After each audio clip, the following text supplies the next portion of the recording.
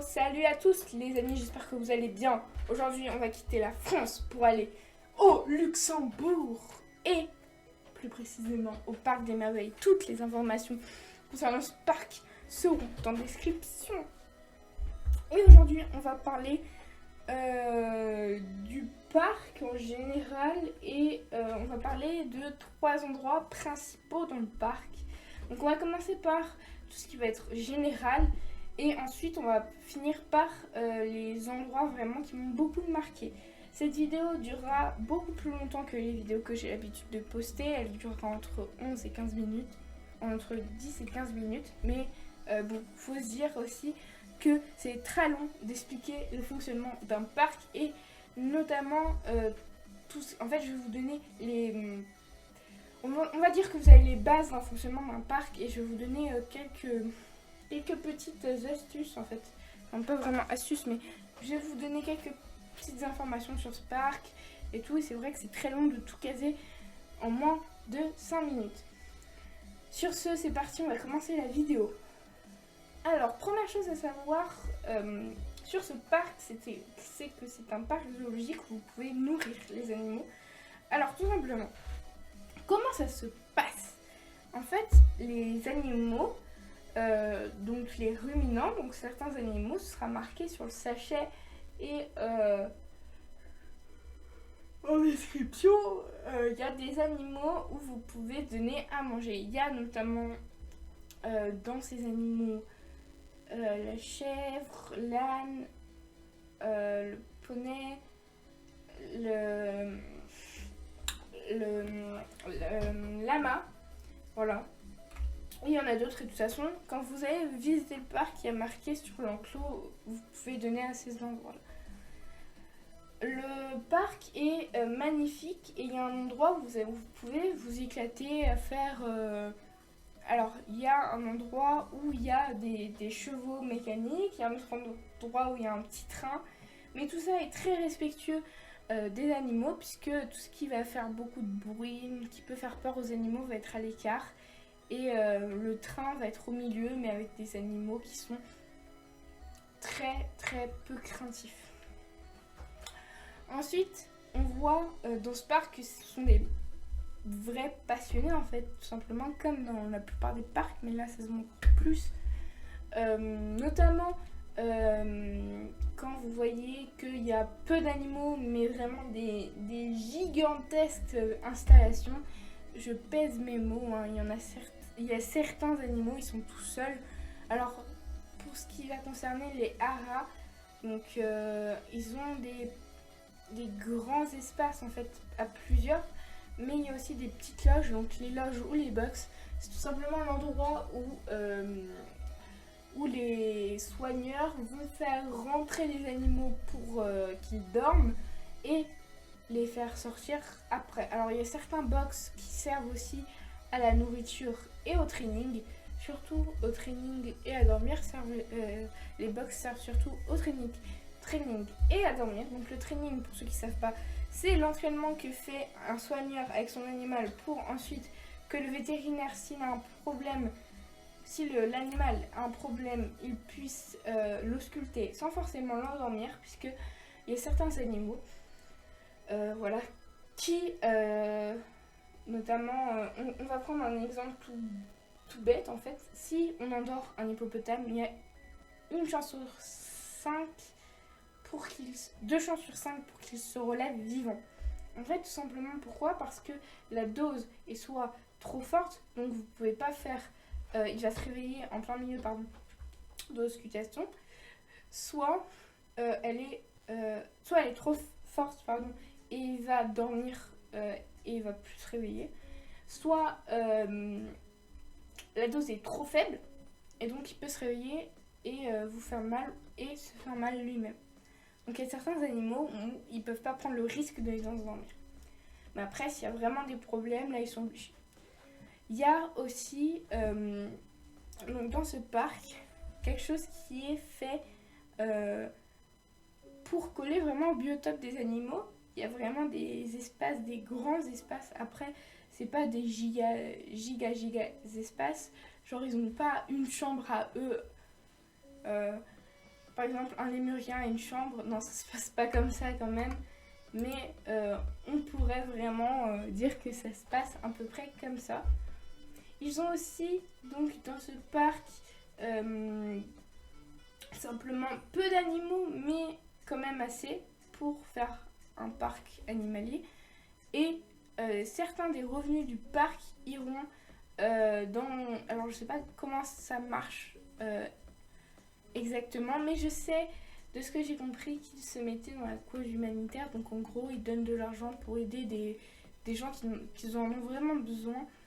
Et je trouve ça beau. Alors même si c'est pas en rapport avec les animaux, aider des gens, ça aide les animaux, puisque les parents, par exemple, de ces enfants sont plus obligés de tuer des éléphants, tout simplement, pour vendre leurs ivoires. Sur ce, on va passer à la deuxième partie, les endroits où je vous conseille vraiment d'aller plusieurs fois. Dans ce parc, il y a un endroit que j'étais vraiment dégoûtée de ne pas pu y être allée. C'est un endroit qui s'appelle Amazonia. Donc Amazonia, c'est une grand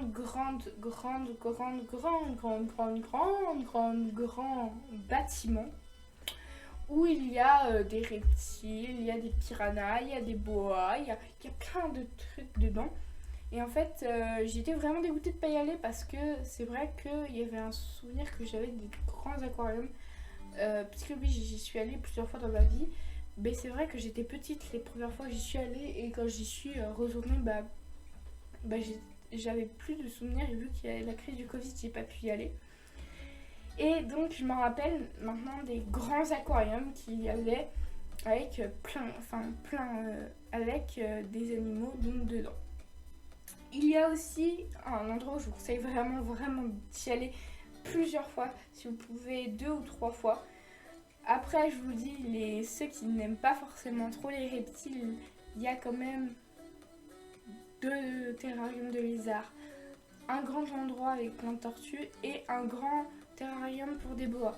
Les boas, c'est quand vous rentrez tout de suite à droite. Voilà, donc je vous le dis quand même, parce que je suis sympa, j'ai pas envie que vous ayez peur pour rien et que vous ne vouliez plus aller dans ce parc. Voilà. Et donc il y a 2 boas dans vraiment plus de la moitié du mur. Donc c'est vraiment énorme. Voilà. Il y a des escargots, il y a vraiment plein d'espèces différentes en fait. Et ils se sont dit, quitte à faire un truc qui va nous coûter cher, autant faire un truc très beau. Et autant surtout faire un truc respectueux de la nature. Donc ils ont pris beaucoup d'arbres, de plantes, et ils les ont plantés. En fait, on a une passerelle donc, qui fait le tour, dans lequel on peut marcher et on a des oiseaux autour de nous. Voilà. Et en fait, ils ont différentes gamelles à différents endroits pour pouvoir manger à différents endroits. Voilà.